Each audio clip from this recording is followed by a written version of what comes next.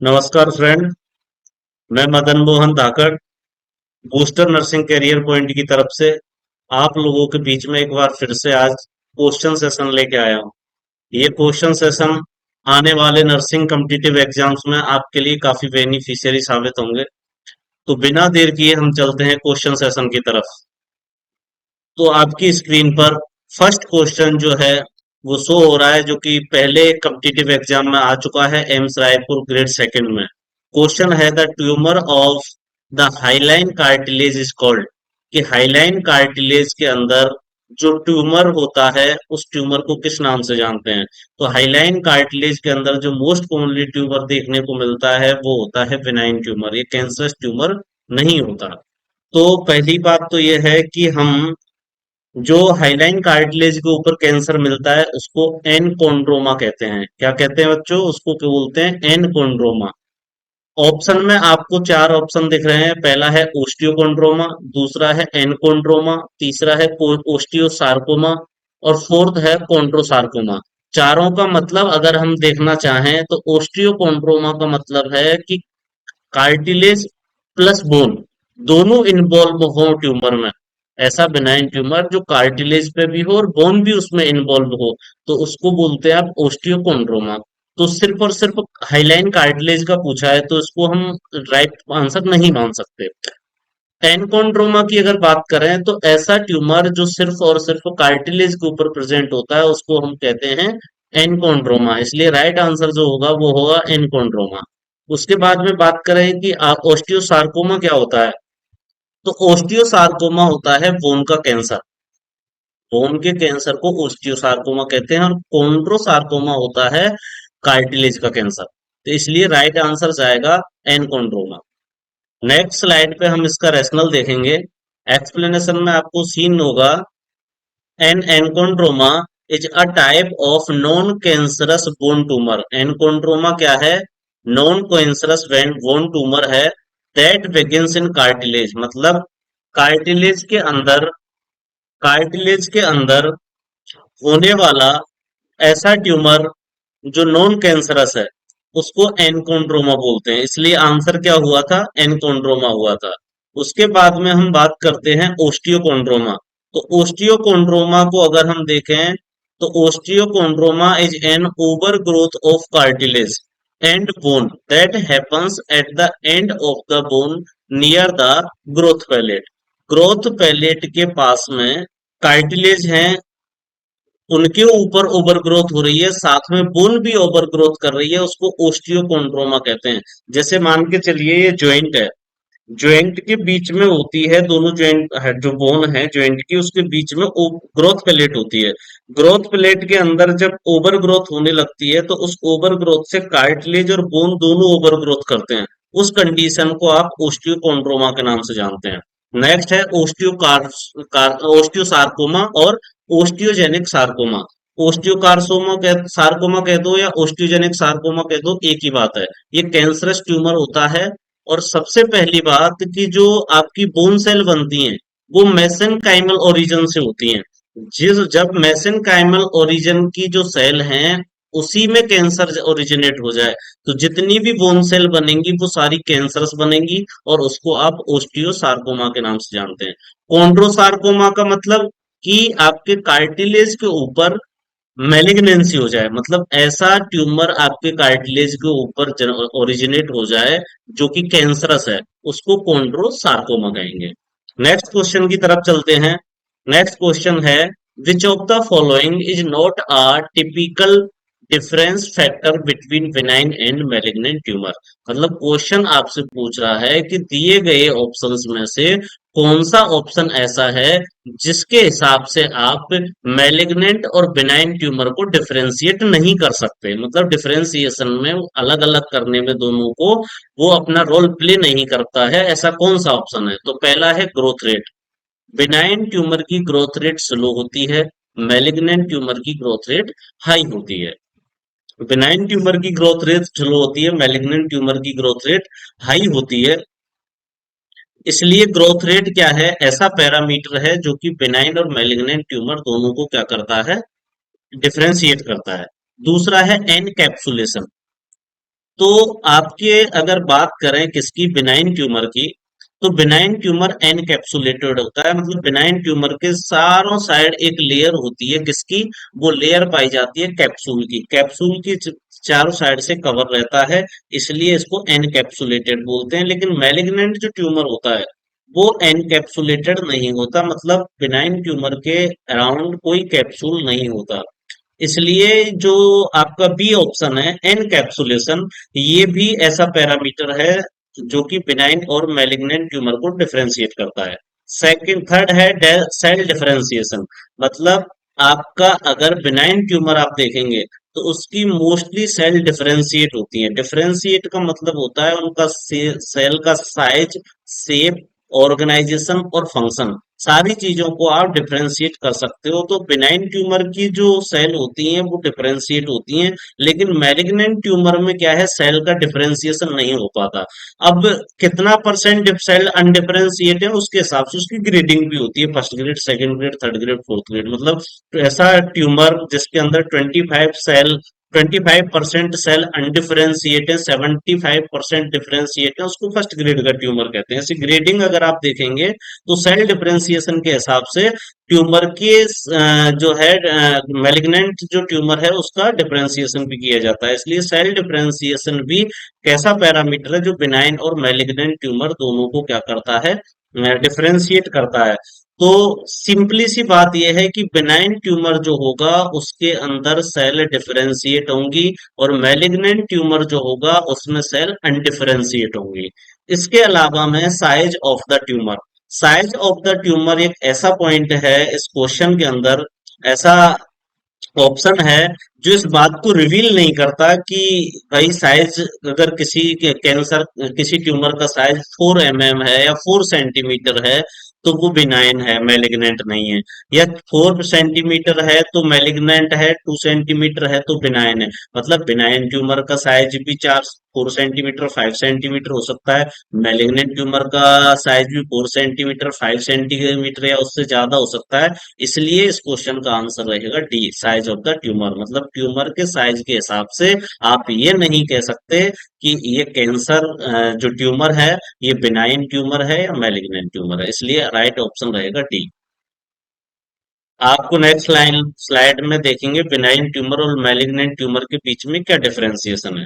Benign tumour cell tend not to spread, cell tend होती है लेकिन एक जगह से दूसरी जगह स्प्रेड नहीं होती। लेकिन वहीं मैलिग्नेंट ट्यूमर की सेल देखें तो ये सेल कैसी होती हैं, स्प्रेड हो सकती हैं, बॉडी के एक पार्ट से दूसरे पार्ट में भी जा सकती हैं, सराउंडिंग टिश्यूज को, सराउंडिंग सेल्स को, सराउंडिंग लिम्फ नोड्स में भी जा सकती हैं। Rate of cell division is slow, benign tumour के अंदर जो सेल का डिवाइडेशन है वो स्लो होता है, और सेल डिफरेंशिएशन है वो अच्छा होता है, सेल डिफरेंशिएट हो जाती है। लेकिन वहीं पे हम बात करें मैलिग्नेंट ट्यूमर की, मैलिग्नेंट ट्यूमर की सेल का जो डिवाइडेशन होता है वो अनकंट्रोल्ड डिवाइडेशन होता है एंड एबनॉर्मल डिवाइडेशन होता है। यहाँ पे मैं थोड़ा सा आपको एक्सप्लेन करना चाहूंगा कि जब आप सेल साइकिल देखते हैं, सेल डिवीजन है, उसके अंदर दो फेज होती हैं।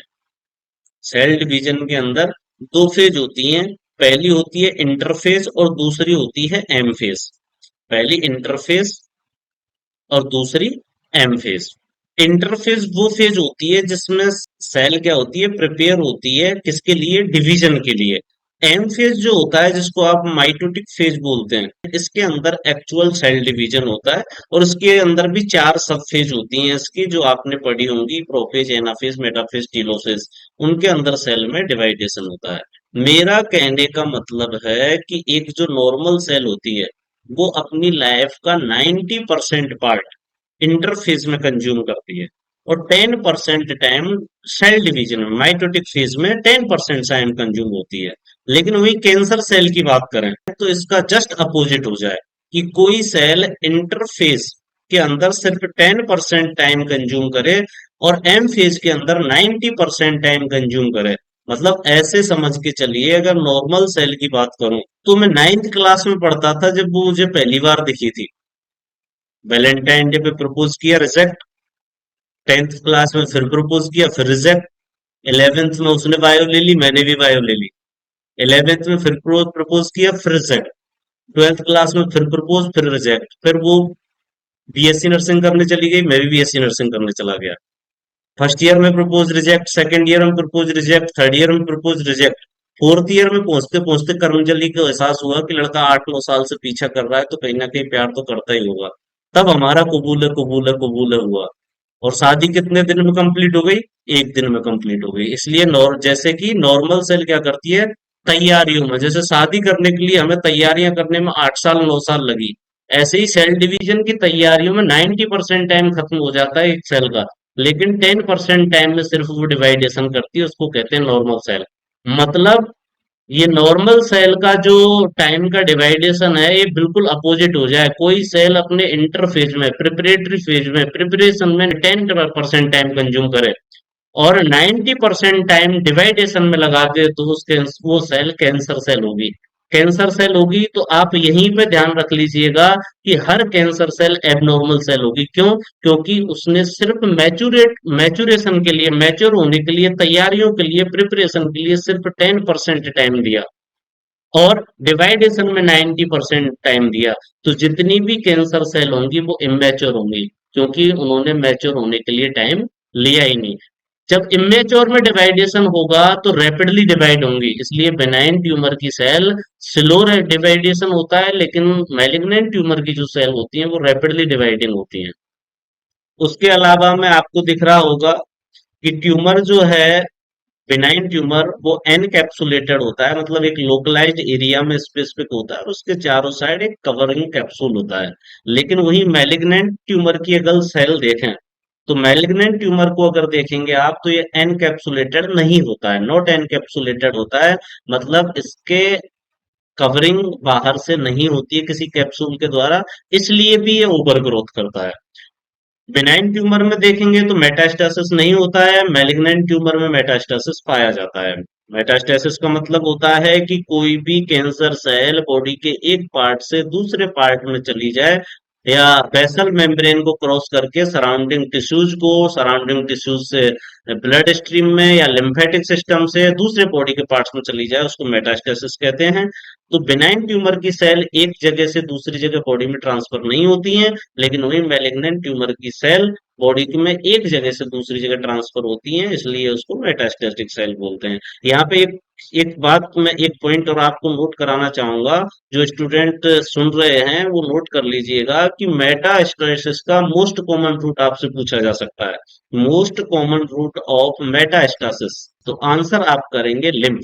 मोस्ट कॉमनली लिम्फ के द्वारा ट्रेवल करती हैं। वही क्वेश्चन ये पूछ लिया जाए कि most commonly route of distant metastasis, तो डिस्टेंट मेटास्टासिस का मतलब दूर के ऑर्गन्स में, जैसे कि लंग्स में हुआ और लोअर बॉडी के किसी पार्ट में मेटास्टासिस हो रहा है, तो उसको आप, वो जो रूट है वो ब्लड रहेगा, वो लिम्फ से नहीं हो सकता।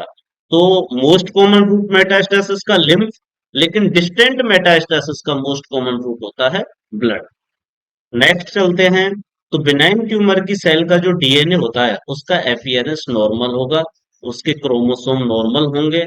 लेकिन वही मैलिग्नेंट ट्यूमर, कैंसर ट्यूमर की सेल के अंदर अगर देखेंगे आप, तो कैंसर ट्यूमर की सेल के अंदर का जो क्रोमोसोम है वो एबनॉर्मल पाया जाएगा। और एबनॉर्मल जब क्रोमोसोम पाया जाएगा तो उसकी वजह से क्या होगा, डीएनए लार्ज होगा, न्यूक्लियाई लार्ज हो, डार्क हो जाएगा, और सेल का शेप कैसा हो जाएगा, साइज कैसा हो जाएगा, एबनॉर्मल हो जाएगा। और बिनाइन ट्यूमर जो है वो कभी भी हार्मोन सीक्रेट नहीं करता है। एक ही बिनाइन ट्यूमर है जो हार्मोन सीक्रेट करता है, वो है फियोक्रोमोसाइटोमास।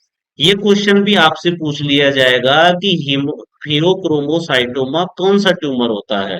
तो एड्रिनल ग्लैंड के दो पार्ट होते हैं, एड्रिनल कॉर्टेक्स और एड्रिनल मेडुला। एड्रिनल ग्लैंड जो होती है उसके दो पार्ट होते हैं, एड्रिनल कॉर्टेक्स और एड्रिनल मेडुला। लेकिन एड्रिनल मेडुला जो पार्ट है उसके अंदर जब बिनाइन ट्यूमर ओरिजिनेट होता है तो उसको मोस्टली अपन किस नाम से जानते हैं, फियोक्रोमोसाइटोमा के नाम से जानते हैं।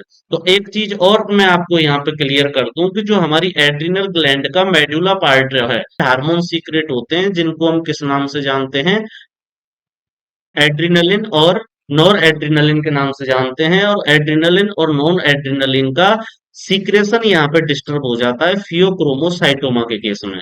वहीं दूसरी तरफ देखें तो मैलिग्नेंट ट्यूमर की जो सेल होती हैं वो क्या करती हैं, ऐसे सब्सटेंसेस को सीक्रेट करती हैं, ऐसे हार्मोन्स को सीक्रेट करती हैं जो बॉडी के अंदर क्या करते हैं, वेट लॉस वगैरह कर सकते हैं, जिसको पैरा नियोप्लास्टिक सिंड्रोम के नाम से भी जानते हैं। वेट लॉस और फटिग मोस्टली उन सब्सटेंस के द्वारा देखने को मिलता है कैंसर के पेशेंट में जो कि फटिग और वेट लॉस करते हैं, तो उनको हम पैरा न्यूप्लास्टिक सिंड्रोम के नाम से भी जानते हैं। तो नेक्स्ट क्वेश्चन की तरफ हम चलते हैं। नेक्स्ट क्वेश्चन है, insertion of radioactive implant directly into the tissue is known as. मतलब किसी टिश्यू के अंदर हम रेडियो एक्टिव आइसोटोप को डायरेक्टली इम्प्लांट करते हैं, तो उसको किस नाम से जानते हैं? ऑप्शन है टेलीथेरेपी, कीमोथेरेपी, ब्रैकीथेरेपी और माइक्रोवेव थेरेपी। तो सबसे पहली बात तो रेडिएशन थेरेपी होता क्या है, रेडिएशन थेरेपी या रेडियोथेरेपी। तो रेडियोथेरेपी या रेडिएशन थेरेपी की हम अगर बात करें, तो जब कैंसर के या किसी ट्यूमर के ट्रीटमेंट को हम रेडिएशंस के द्वारा डील करते हैं तो उसको रेडिएशन थेरेपी कहते हैं। Treatment of cancer with the help of radiations को रेडियोथेरेपी बोलते हैं। रेडियोथेरेपी दो टाइप की होती है, टेलीथेरेपी और ब्रैकीथेरेपी। टेलीथेरेपी का मतलब होता है एक्सटर्नल बीम रेडिएशन थेरेपी, मतलब रेडियो एक्टिव आइसोटॉप्स का जो सोर्स है उसको कैंसर के ट्यूमर से काफी दूर रखा जाता है और रेडिएशन वहां से जो निकलती है उनको सीधा ट्यूमर पर फोकस किया जाता है, उसको कहते हैं आप टेलीथेरेपी या एक्सटर्नल बीम रेडिएशन थेरेपी। दूसरा होता है ब्रैकीथेरेपी। ब्रैकीथेरेपी का मतलब होता है internal beam radiation therapy. Brachytherapy को हम इंटरनल बीम रेडिएशन थेरेपी बोलते हैं। इसका मतलब ये होता है कि जो मशीन, जो आइसोटोप्स है जहां से रेडिएशन निकलती हैं, वो बिल्कुल या तो ट्यूमर के क्लोज होगा या फिर कैविटी में अंदर या टिश्यूज स्पेस के अंदर क्या कर दिया जाएगा, इम्प्लांट कर दिया जाएगा। तो उसको हम इंटरनल बीम रेडिएशन थेरेपी या ब्रैकी थेरेपी कहते हैं। तो बच्चों आई होप कि सबको आंसर पता चल गया होगा कि इसका जो आंसर है वो है ब्रैकी थेरेपी। ब्रैकी थेरेपी मतलब इंटरनल बीम रेडिएशन थेरेपी। आपको एक चीज बता दूं कि ब्रैकी थेरेपी भी दो तरीके की होती है, सील्ड और अनसील्ड। ब्रैकी थेरेपी भी दो टाइप की होती है, सील्ड और अनसील्ड। जो सील्ड ब्रैकी थेरेपी है उसका एग्जाम्पल है कि जब हम रेडियो एक्टिव आइसोटॉप्स को किसी कैविटी में या टिश्यूज के स्पेस में इम्प्लांट करते हैं तो हम उसको बोलते हैं सील्ड ब्रैकीथेरेपी। अनसील्ड के अंदर क्या करते हैं, अनसील्ड के अंदर हम ओरली भी दे सकते हैं रेडियो एक्टिव आइसोटॉप्स को। ओरली भी हम रेडियो एक्टिव आइसोटॉप्स को दे सकते हैं, उसको बोलते हैं अनसील्ड ब्रैकीथेरेपी। तो आंसर क्या है इसका, ब्रैकीथेरेपी। लेकिन कल को आपको क्वेश्चन में सील्ड और अनसील्ड करके पूछ लिया जाए, तो जब आप इम्प्लांट करते हैं तो वो सील्ड ब्रैकीथेरेपी होती है। नेक्स्ट इसमें है कीमोथेरेपी। इसका भी आप सभी लोग जानते होंगे कि जब कैंसर के ट्रीटमेंट को हम डील करते हैं किसके साथ में, कीमोथेराप्यूटिक एजेंट्स के साथ में, तो उसको हम कीमोथेरेपी बोलते हैं। माइक्रोवेव थेरेपी जो होती है थर्मोथेरेपी होती है, एक तरीके से हीट जो होती है इससे रिप्रोड्यूस होती है और स्पेशली ये प्रोस्टेट के ट्रीटमेंट में यूज की जाती है। अगर रैशनली देखें तो टेलीथेरेपी का मीन्स होता है radiation sources external to the patient's body delivered through linear accelerator, it is known as external beam radiation therapy. तो वही जो बात मैं बोला था अभी आपको कि पेशेंट की बॉडी से रेडिएशन सोर्स को दूर रखा जाता है और लाइनियर एक्सिलरेटर के द्वारा पेशेंट के ट्यूमर के ऊपर टारगेट किया जाता है रेडिएशन को, उसको एक्सटर्नल बीम रेडिएशन थेरेपी कहते हैं। ब्रैकी थेरेपी की अगर बात करें हम, तो रेडियो एक्टिव सोर्स को पेशेंट की बॉडी के इनसाइड या पेशेंट के ट्यूमर के बिल्कुल एबव रखा जाता है, उसको हम ब्रैकी थेरेपी कहते हैं। इसको इंटरनल बीम रेडिएशन थेरेपी भी कहते हैं। दो टाइप की होती है जैसा कि आपको अभी बता दिया था, सील्ड और अनसील्ड। अगर हम बात करें किसकी, यूनिट की, कि जो रेडिएशंस होती हैं उनकी यूनिट दो तरीके की होती है, एक तो ग्रे और रेड। ग्रे जो है वो यूनिवर्सली एक्सेप्टेड है, पूरे वर्ल्ड में ग्रे को एक्सेप्ट किया गया है। एक ग्रे का मतलब होता है 100 रेड के बराबर। One gray is equal to 100 rad. तो या तो रेड में आएगा या तो ग्रे में आएगा। अगर रेड और ग्रे का आपको पूछ लिया जाए कि कितना ग्रे कितने रेड के बराबर होता है, तो 1 gray is equal to 100 rads. Next question की तरफ चलते हैं। Most common side effect associated with radiation therapy to the neck. मतलब अगर किसी पर्सन को ट्यूमर नेक वाले एरिया में हुआ है, नेक वाले एरिया में अगर ट्यूमर हुआ है, तो उसकी वजह से मोस्ट कॉमन साइड इफेक्ट क्या आपको देखने को मिलेगा। तो ये सारे जो साइड इफेक्ट आपको स्क्रीन पे दिख रहे हैं, ये सारे ऑप्शन जो हैं वो रेडिएशन थेरेपी में दिखेंगे। एलोपेशिया भी दिख सकता है, डर्मेटाइटिस भी दिख सकता है, हेमोप्टाइसिस भी दिख सकता है, सोर थ्रोट भी दिख सकता है। लेकिन क्वेश्चन की जो डिमांड है वो ये है कि नेक वाले एरिया में रेडिएशन थेरेपी जब दे रहे हैं तो मोस्ट कॉमनली कौन सा साइड इफेक्ट सीन होगा। तो सोर थ्रोट सबसे ज्यादा देखने को मिलेगा अगर रेडिएशन थेरेपी नेक रीजन में दी जा रही है। इसके अलावा में अगर आपसे पूछ लिया कि रेडिएशन थेरेपी का कहीं कोई लोकेशन नहीं दी है, कि यहाँ बॉडी का कोई पार्ट नहीं दिया, और आपसे क्वेश्चन ये पूछ लिया कि most common side effect of chemo radiation therapy is, तो आंसर जाएगा फटीग। लेकिन क्वेश्चन क्या पूछा है, most common side effect associated with radiation therapy to the neck. अगर नेक के लिए अंदर पूछा है तो क्या पूछा जाएगा आपका, सोर थ्रोट जाएगा। Most dangerous side effect of radiation therapy अगर पूछ लिया जाए आपसे, तो आंसर जाएगा बोन मैरो सप्रेशन। तो यहाँ पे आपके 3-4 क्वेश्चन क्लियर होते हैं कि अगर आपसे most common side effect of radiation therapy पूछ लिया, तो most common side effect of radiation therapy होता है फटिग। क्वेश्चन ने जो पूछा है वो पूछा है most common side effect associated with the radiation therapy of neck, तो आंसर जाएगा सोर थ्रेड। दूसरा क्वेश्चन आपका क्लियर होता है कि most dangerous side effect of radiation therapy, तो बोन मैरो सप्रेशन। उसके बाद में आपसे अगर क्वेश्चन पूछ लिया जाए कि most common side effect of chemotherapy, तो आंसर जाएगा नोजिया एंड वोमिटिंग। आंसर क्या जाएगा, nausea and vomiting. Most dangerous side effect of chemotherapy पूछ लिया आपसे, तो most dangerous side effect of chemotherapy भी वही होगा जो most dangerous side effect radiation therapy है, बोन मैरो सप्रेशन।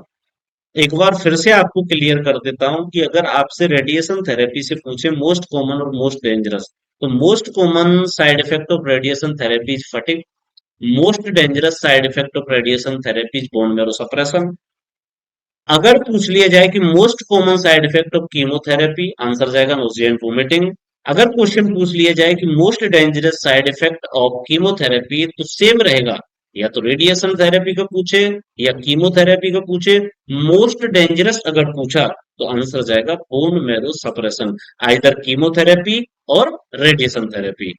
क्वेश्चन ने क्या पूछा है, नेक के साइड में जब रेडिएशन थेरेपी चल रही है तो कौन सा जो साइड इफेक्ट है वो मोस्ट कॉमनली सीन होगा, तो आंसर जाएगा सोर थ्रोट। नेक्स्ट क्वेश्चन है, a nurse is caring for a 45-year-old female patient who have undergo mastectomy. मतलब 45-year-old फीमेल है जिसका मास्टेक्टोमी हुआ है और उसकी केयर कर रही है एक nurse. Which of the following intervention is appropriate, तो इनमें से कौन सा इंटरवेंशन जो है वो एप्रोप्रिएट है to prevent the lymphedema as a post operative complication. मतलब क्वेश्चन ये पूछा गया है कि एक 45-year-old फीमेल है जिसको मास्टेक्टोमी हुआ है, मास्टेक्टोमी के बाद में लिम्फेडिमा ना हो, मतलब लिम्फ नोड में एनलार्जमेंट ना हो, स्वेलिंग ना हो, उसके लिए नर्स को क्या करना चाहिए ताकि उसके लिम्फेडिमा ना हो। तो सबसे पहली बात तो ये है, और यही आंसर भी इस क्वेश्चन का है, कि अगर किसी भी सर्जरी हुई है उसमें सर्जरी के बाद लिम्फेडिमा को प्रिवेंट किया जा रहा है, तो उसका वेनस ड्रेनेज आपको इम्प्रूव करना पड़ेगा। और वेनस ड्रेनेज जो इम्प्रूव करोगे वो आप कब करोगे, जब आप उस एरिया जहां पे ऑपरेशन हुआ है, जहां पे सर्जरी हुई है, उस एरिया के लिम्फ जो हैं, या तो अपर लिम्ब होंगे या तो लोअर लिम्ब होंगे, उनको हार्ट के लेवल से आप एबव रखेंगे। तो यहाँ पे मास्टेक्टोमी हुई है मतलब सर्जिकल रिमूवल हुआ है ब्रेस्ट का, और ब्रेस्ट का जब सर्जिकल रिमूवल हुआ है और आपको वेनस ड्रेनेज इंप्रूव करना है, तो पेशेंट के हैंड्स को उसके हार्ट के लेवल से आर्म्स को क्या रखेंगे, एलिवेटेड रखेंगे। तो वही आंसर इसका आ जाएगा B, frequently elevating the arm of the affected side above the level of heart। जिस भी पार्ट का मतलब जिस भी साइड के ब्रेस्ट की मास्टेक्टोमी हुई है उसी साइड के आर्म को आप हार्ट के लेवल से अबव रखेंगे। हार्ट के लेवल से अबव रखेंगे तो क्या होगा, हार्ट के लेवल से अबव रखने की वजह से वीनस ड्रेनेज अच्छा होगा, और वीनस ड्रेनेज जब इंप्रूव होगा तो लिम्फेडिनोपैथी होने का रिस्क डिक्रीज हो जाएगा। वही एक्सप्लेनेशन में है, elevation of the affected arm above the level of the heart is right answer, because it promote lymphatic drainage and Venus return, thus preventing chance of lymphoedema. तो lymphoedema है तो क्या किसका ड्रेनेज अच्छा होना चाहिए, लिम्फ का ड्रेनेज अच्छा होना चाहिए। तो जब आर्म एलिवेट होंगे हार्ट के लेवल से तो लिम्फ भी अच्छे से ड्रेन होगा, और वेनस जो ब्लड है वो भी अच्छे से ड्रेन होगा, तो लिम्फेडिमा के जो रिस्क है वो रिड्यूस हो जाएगी। नेक्स्ट जो क्वेश्चन है वो है the most common early symptom of laryngeal cancer. Most common early symptom of laryngeal cancer, इस क्वेश्चन को मैं दूसरे तरीके से भी आपके सामने बोलना चाहूंगा कि the most common warning sign of laryngeal cancer, कि लैरेंजियल कैंसर का मोस्ट कॉमन वार्निंग साइन क्या है, और अर्ली साइन भी वही होगा जो वार्निंग साइन होगा। तो लैरेंजियल कैंसर का जो मोस्ट कॉमन वार्निंग साइन है या मोस्ट कॉमन अर्ली साइन है वो होगा hoarseness of the voice. Hoarseness of the voice, अगर वॉइस की हार्सनेस है और लगभग 2 मंथ और उससे एबव है और ठीक नहीं हुई है तो वो ये आपको इंडिकेट करती है, वार्न करती है कि आपको लैरिंग्स में कैंसर हो सकता है। लैरिंग कैंसर होगा तो डिस्पेजिया भी होगा, डिस्पेजिया के बाद मतलब डिफिकल्टी होगी सेलोइंग में, नीमोथेरेक्स भी होगा, नीमोथेरेक्स के बाद में एयरवे ऑब्स्ट्रक्ट भी होगा, लेकिन ये लेट साइन है। अर्ली सिम्टम जो क्या होगा वो होगा हॉर्सनेस ऑफ वॉइस, गले में खराश हो जाएगी, आवाज ठीक से नहीं निकलेगी। एक्सप्लेनेशन में देखें तो persistent hoarseness of voice, voice में लगातार हॉर्सनेस होगी, that is lasting more than 2 weeks should be, और ये 2 वीक या उससे ज्यादा हो सकता है। Evaluated become it is one of the most common warning sign of laryngeal cancer. मैं क्वेश्चन में ही बोल गया हूँ कि इस क्वेश्चन को मैं इस तरीके से भी आपके सामने प्रेजेंट कर सकता हूँ कि मोस्ट कॉमन वार्निंग साइन क्या है लैरिंजियल कैंसर का, और लैरिंजियल कैंसर का मोस्ट कॉमन जो वार्निंग साइन होता है वो क्या होता है आपका हॉर्सनेस। नेक्स्ट क्वेश्चन की तरफ चलते हैं। Removal of an entire lung is called, जब आप एंटायर लंग को रिमूव करते हैं सर्जिकली तो उसको बोलते हैं आप न्यूमेक्टोमी। उसको किस नाम से जानते हैं, न्यूमेक्टोमी के नाम से जानते हैं। एक बार ऑप्शंस को देखते हैं, पहला है लोबेक्टोमी, दूसरा है न्यूमेक्टोमी, तीसरा है सेगमेंटल रिसेक्शन, और चौथा है वेज रिसेक्शन। तो सबसे पहली बात तो आते हैं हम लोबेक्टोमी पे। आप सबको पता है as you know, right lung में 3 लोब होते हैं, लेफ्ट लंग में 2 लोब होते हैं। जब लंग सर्जिकल रिमूवल द्वारा हम किसी एक लोब को रिमूव करते हैं, जब हम किसी लोब को रिमूव करते हैं लंग्स के तो उसको बोलते हैं लोबेक्टोमी। सर्जिकली रिमूवल करते हैं हम एंटायर लंग को, अंदर से पूरे लंग्स को रिमूव कर दें तो उसको हम बोलते हैं न्यूमेक्टोमी। नेक्स्ट होता है सेगमेंटल रिजेक्शन, लंग के किसी एक सेगमेंट को जब आप रिसेक्ट करके रिमूव करते हैं तो उसको सेगमेंटल रिसेक्शन बोलते हैं। सेगमेंटल रिसेक्शन का ही अनदर नेम होता है वेज रिसेक्शन। तो याद रखिएगा स्टूडेंट्स, सेगमेंटल रिसेक्शन और वेज रिसेक्शन एक ही चीज होती है। जब आप किसी भी एक सेगमेंट को लंग्स के रिमूव करते हो तो उसको सेगमेंटल रिसेक्शन या वेज रिसेक्शन भी आप उसको बोल सकते हैं। रैशनल देखेंगे एक्सप्लेनेशन में, तो नीमोक्टोमी वन न्यूमेक्टोमी और pneumonectomy is surgical removal of a lung, ऐसा सर्जिकल प्रोसीजर जिसके द्वारा हम एक लंग को रिमूव कर देते हैं तो उसको न्यूमोनेक्टोमी या न्यूमेक्टोमी के नाम से जानते हैं। नेक्स्ट है removal of just one lobe of the lung is specially referred to as a lobectomy, जब आप लंग के किसी एक लोब को रिमूव करते हैं उसे लोबेक्टोमी कहते हैं। नेक्स्ट है removal of segment of the lung as a wedge resection, तो उसको आप सेगमेंटेक्टोमी बोलते हैं। तो मैं पहले भी कहा हूं, सेगमेंटेक्टोमी कह दो या वेज रिसेक्शन कह दो, एक ही बात। नेक्स्ट क्वेश्चन की तरफ चलते हैं। The presence of high level of alpha fetoprotein seen in which following cancer. Alpha fetoprotein का हाई लेवल किस टाइप के कैंसर में आपको देखने को मिलता है? एल्फा फीटोप्रोटीन जो होती है मोस्टली लीवर से सीक्रेट होती है, लीवर से सीक्रेट होने वाली प्रोटीन है। और लीवर की सेल जब रीजनरेट होती है स्पेशली, तब एल्फा फीटोप्रोटीन का सीक्रेशन होता है। तो जाहिर सी बात है, जब अल्फा प्रोटीन का ओवर सीक्रेशन होगा, ओवर सीक्रेशन के अंदर भी मैं अगर कहूं तो सीवियरली बहुत ज्यादा सीक्रेट होगा, तब ये कैंसर कॉज करती है। तो ये तीन तरीके का कैंसर कॉज कर सकती है। अगर अल्फा प्रोटीन का ओवर प्रोडक्शन हुआ तो ये तीन तरीके का कैंसर कॉज कर सकती है। First one is liver cancer, second one is ovarian cancer, और third one is testicular cancer. तो आप देख सकते हैं ऑप्शन में तीनों में से कौन सा कैंसर ऑप्शन में है। तो आपके ऑप्शन में है लीवर कैंसर, तो आंसर जाएगा B, liver cancer. Breast cancer alpha fetoprotein से नहीं होता, प्रोस्टेट कैंसर अल्फा फीटोप्रोटीन से नहीं होता, पेनक्रियाटिक कैंसर भी अल्फा फीटोप्रोटीन से नहीं होता। अल्फा फीटोप्रोटीन से तीन कैंसर हो सकते हैं, लीवर कैंसर, ओवेरियन कैंसर और टेस्टिकुलर कैंसर। एक्सप्लेनेशन में देखेंगे, alpha fetoprotein is produced whenever liver cell are regenerating. जैसा कि मैंने बताया था कि लीवर की सेल जब रीजनरेट होती हैं तो उसके रीजनरेशन की वजह से अल्फा फीटोप्रोटीन सीक्रेट होती हैं। With chronic liver disease such as hepatitis and cirrhosis, alpha beta protein में बी क्रोनिकली एलिवेटेड। आप ध्यान रखिएगा, लीवर डिजीज जैसे कि हेपेटाइटिस कोई हो गया या लीवर का सीरोसिस हो गया, मतलब लीवर डैमेज की तरफ जा रहा है, तब भी क्या होगा, अल्फा फीटोप्रोटीन बढ़ेगी। लेकिन very high concentration of alpha fetoprotein chronically ठीक है, लेकिन बहुत ज्यादा अमाउंट कंसंट्रेशन में अल्फा फीटोप्रोटीन सीक्रेट हो रही है, may be produce by certain tumours, वो कौन किसी किसी ट्यूमर्स की वजह से सीक्रेट हो सकती है।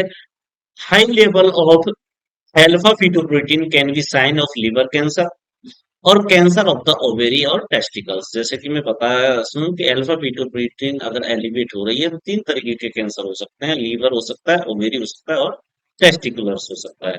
High alpha fetoprotein levels don't aware mean cancer. अगर किसी पर्सन का अल्फा फीटोप्रोटीन का लेवल बढ़ा हुआ है, इसका मतलब ये नहीं है कि उसको कैंसर है। हो सकता है उसको हेपेटाइटिस है, हो सकता है उसको सीरोसिस लीवर है, लेकिन बहुत ज्यादा एलिवेट हो रही है, वेरी हाई कंसंट्रेशन में अल्फा फीटोप्रोटीन सीक्रेट हो रही है, तो उसका मतलब है कि ये क्या है, नॉर्मल नहीं है, रूल आउट कर सकती है वो कैंसर को। उसको हम कह सकते हैं कि ये कैंसर है जब वेरी हाई कंसंट्रेशन में अल्फा फीटोप्रोटीन सीक्रेट हो गई। सो नेक्स्ट क्वेश्चन की तरफ चलते हैं friends. Which of the following electrolyte imbalance is not seen in tumour lysis syndrome. ऐसा कौन सा इलेक्ट्रोलाइट इम्बैलेंस है जो ट्यूमर लाइसिस सिंड्रोम के अंदर सीन नहीं होता है? तो सबसे पहली बात तो यह है कि ट्यूमर लाइसिस सिंड्रोम क्या होता है। मोस्ट कॉमनली मैं कीमोथेरेपी को लेके चलता हूँ यहाँ पर। कीमोथेरेप्यूटिक जो ड्रग्स हम यूज कर रहे हैं, वो कीमोथेरेप्यूटिक ड्रग्स आपकी क्यों यूज की जा रही है? ट्यूमर की सेल्स को किल करने के लिए। ट्यूमर की सेल किल होंगी तो ट्यूमर की सेल ब्रेक डाउन होगी, ब्रेक डाउन को लाइसिस कहेंगे। और लाइसिस की वजह से उन सेल से कुछ इलेक्ट्रोलाइट्स बाहर निकलते हैं। जैसे मान के चलिए ये सेल है ट्यूमर की, इस सेल के अंदर पोटेशियम होगा, इस सेल के अंदर यूरिक एसिड होगा, इस सेल के अंदर मोस्ट ओनली फॉस्फेट होगा। जब इस सेल का ब्रेकडाउन हुआ, जब इस सेल का ब्रेकडाउन हुआ तो इस सेल में से कुछ इलेक्ट्रोलाइट ये तीनों बाहर निकल के आएंगे। बाहर निकल के आएंगे तो पोटेशियम का लेवल ब्लड में बढ़ेगा, यूरिक एसिड का लेवल ब्लड में बढ़ेगा, तीसरा आपका बढ़ेगा फॉस्फेट का लेवल। जब पोटेशियम का लेवल बढ़ेगा तो उसको हाइपरकैलेमिया कहेंगे, यूरिक एसिड का लेवल बढ़ेगा तो हाइपर यूरेसीमिया बोलेंगे, फॉस्फेट का लेवल बढ़ेगा तो हाइपर फॉस्फेटीमिया कहेंगे। अब तीनों को अलग अलग मैं थोड़ा सा डिटेल में डिस्कस कर देता हूं आपके साथ में, उसके बाद में हम क्वेश्चन की तरफ चलेंगे। वैसे क्वेश्चन का आंसर आप लोगों को सबको दिख ही रहा होगा कि इतनी चीजें यहाँ हैं, इसके अलावा में जो नहीं है वो क्या है, हाइपर कैल्सीमिया नहीं है, तो आंसर हाइपर कैल्सीमिया ही होगा। लौट के वापस चलते हैं किसकी तरफ, ट्यूमर लाइसिस सिंड्रोम की तरफ। ट्यूमर लाइसिस सिंड्रोम में हमने देखा सबसे पहले कि हाइपर कैलीमिया हो रहा है। तो यहाँ हाइपर कैलीमिया से भी क्वेश्चन बनते हैं कि हाइपर कैलीमिया अगर हो गया किसी पर्सन को तो उसके हार्ट पे क्या इफेक्ट आएगा। तो हार्ट पे इफेक्ट अगर देखेंगे तो हार्ट पे इफेक्ट आता है अरिथमिया। दूसरा क्वेश्चन यह है कि अरिथमिया का पता करने के लिए हम कौन सा टेस्ट करेंगे, तो ईसीजी किया जाएगा। क्वेश्चन यह है कि किसी पर्सन का हाइपर कैलीमिया हुआ है, पोटेशियम का लेवल बढ़ा, तो ईसीजी में क्या चेंज आएगा, तो ईसीजी के अंदर चेंज आएगा, टी वेव एलिवेट हो जाएगी, टी वेव एलिवेट हो जाएगी। तो वापस सुन लीजिएगा, जब पोटेशियम सेल के बाहर आएगा ट्यूमर लाइसिस सिंड्रोम में तो हाइपर कैलीमिया होगा। हाइपर कैलीमिया की वजह से हार्ट में अरिथमिया होगा। अरिथमिया को डायग्नोज करने के लिए ईसीजी करना पड़ेगा, और ईसीजी में अगर आप देखेंगे तो टी वेव एलिवेट मिलेगी, तो आपको इंडिकेट करती है कि हाइपर कैलीमिया हुआ है। अब चलते हैं हाइपर कैलीमिया के ट्रीटमेंट की तरफ। क्वेश्चन पूछ लिया जाता है कि हाइपर कैलीमिया का इनिशियल ट्रीटमेंट क्या होता है। वो होता है आपका कैल्शियम ग्लूकोनेट। कैल्शियम ग्लूकोनेट से ट्रीट नहीं होता है तो हम देते हैं कैक्सलेट। कैल्शियम ग्लूकोनेट से जब ट्रीट नहीं होता है, कंट्रोल नहीं होता है पोटेशियम का लेवल, तो कैक्सलेट देते हैं। और कैक्सलेट से भी क्योर नहीं होता तो पेशेंट को डायलिसिस के लिए ले। दूसरा है हाइपर यूरेसीमिया, मतलब यूरिक एसिड का लेवल बढ़ गया है। लेकिन ये यूरिक एसिड जो बढ़ा है, ये जॉइंट्स पर जाकर डिपॉजिट होने लगता है, और जॉइंट्स के ऊपर डिपॉजिट होने लगता है तो एक बीमारी हो जाती है। उस बीमारी को नाम किस नाम से जानते हैं, गाउट के नाम से जानते हैं, GOUT, गाउट। क्वेश्चन ये पूछा जा सकता है कि गाउट जो डिजीज है वो मोस्ट कॉमनली किस जॉइंट को अफेक्ट करती है। जैसे ही हमसे जॉइंट्स की बीमारी की पूछा जाता है कि जॉइंट्स किस जॉइंट को ये डिजीज अफेक्ट करती है, तो हमारा दिमाग सीधा घुटनों में चला जाता है। गाउट घुटनों को अफेक्ट नहीं करती है, नी जॉइंट को अफेक्ट नहीं करती है। गाउट अफेक्ट करती है मतलब मोस्टली फिंगर और टोस को। फिंगर्स में डिपॉजिट हो जाता है आपका यूरिक एसिड, और फिंगर्स का जो स्ट्रक्चर हो जाता है वो जिगजैग स्ट्रक्चर हो जाती है फिंगर्स की। एक क्वेश्चन जो यहाँ से मोस्ट कॉमनली पूछा जाता है या पूछा जा सकता है आगे चल के, वो पूछा जा सकता है डीओसी, कि गाउट की डीओसी क्या है। डीओसी का मतलब होता है drug of choice, means Dharmendra के लिए हेमा मालिनी। मतलब किसी भी डिजीज की ऐसी ड्रग जिसके साइड इफेक्ट ना के बराबर हो, थेराप्यूटिक इफेक्ट ज्यादा हो। तो गाउट की जो डीओसी होती है वो होती है आपकी एलोप्यूरिनॉल।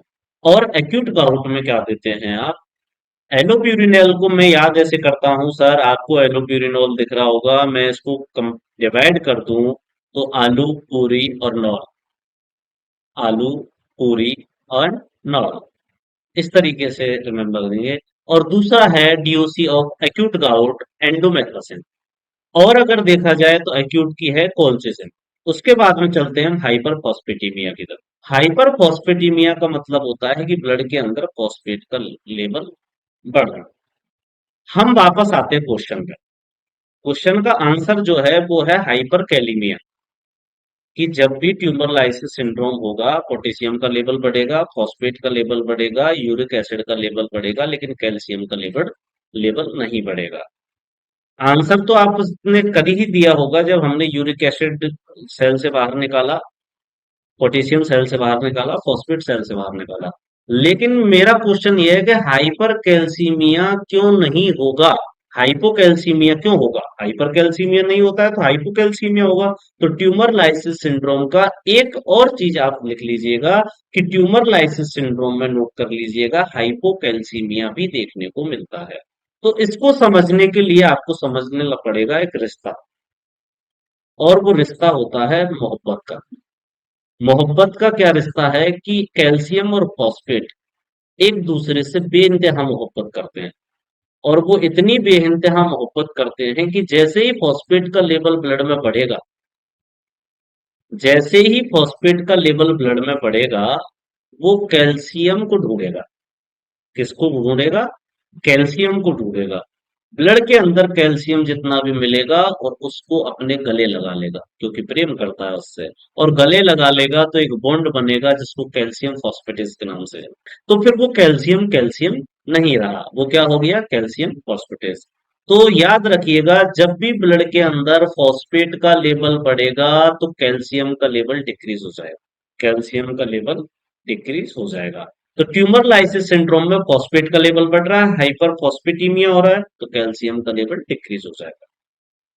वहीं इसका उल्टा भी सही है।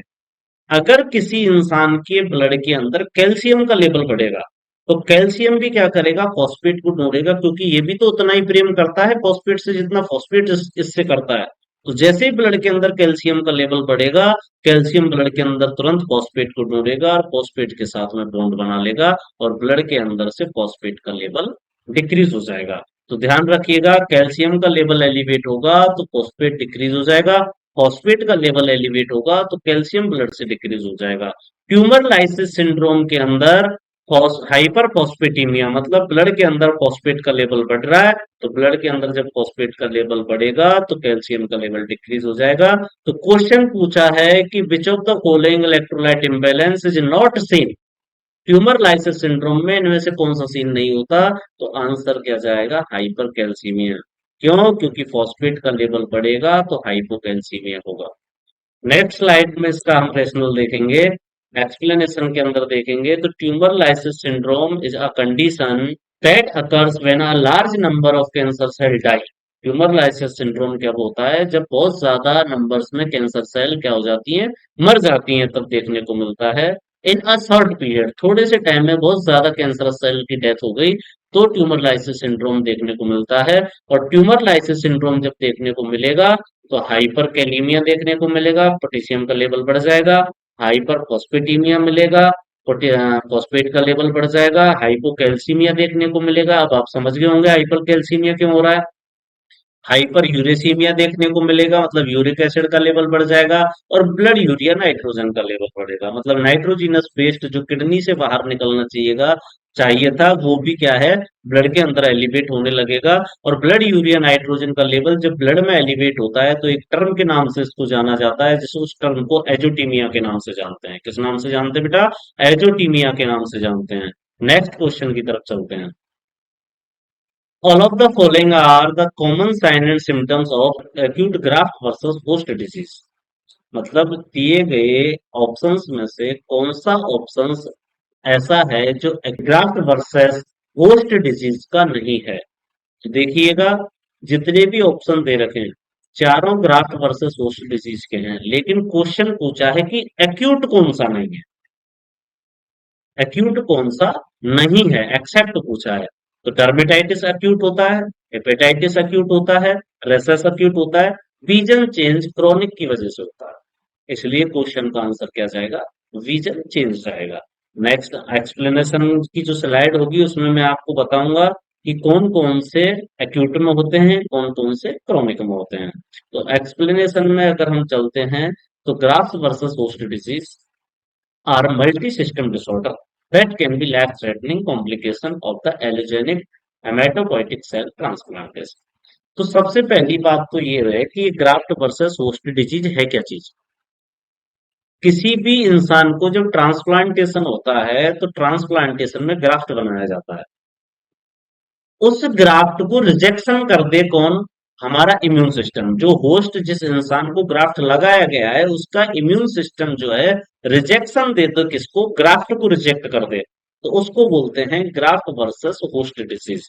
कि ग्राफ्ट वर्सेस होस्ट डिजीज इसको बोलते हैं। उसमें मल्टी सिस्टम क्या हो जाता है, डिसऑर्डर हो जाता है, और कभी कभी पेशेंट की इसकी वजह से डेथ भी हो सकती है, कॉम्प्लिकेशन ये देखने को मिलता है। तो अगर acute graft versus host disease होगी तो उसके अंदर जो सिम्टम्स इंक्लूड हैं वो है dermatitis, itching, rashes, hepatitis, jaundice, enteritis, nausea, vomiting, abdominal pain और ब्लड इन स्टूल। पहली बात तो ये ध्यान रखिएगा कि जैसे जिस दिन से ग्राफ्ट हुआ है उसके अंदर 100 डेज, 100 दिन के अंदर अंदर अगर रिएक्शन सीन हो रही है, सिम्टम सीन हो रहा है, तो उसको एक्यूट बोलेंगे। और 100 दिन के बाद, डेज के बाद में सीन हो रहा है तो उसको क्रोनिक बोलेंगे।